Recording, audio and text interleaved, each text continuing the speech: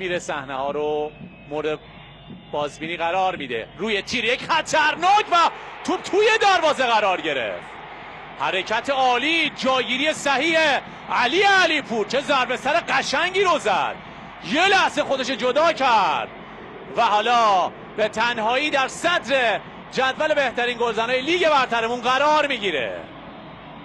ملوان داشت خوب بازی میکرد، پای پیش اومد قبل ضربه کرنری هم که رو دروازه‌شون فرستاده بشه. یه ضربه به چارچوب رو داشتن و پرسپولیسیا از این اتفاق و گلی که علی پور به ثمر میرسونه این گونه خوشحالی خودشون رو نشون میدن. مرور صحنه آهسته، خیلی خوب اومد خودش رو رسوند.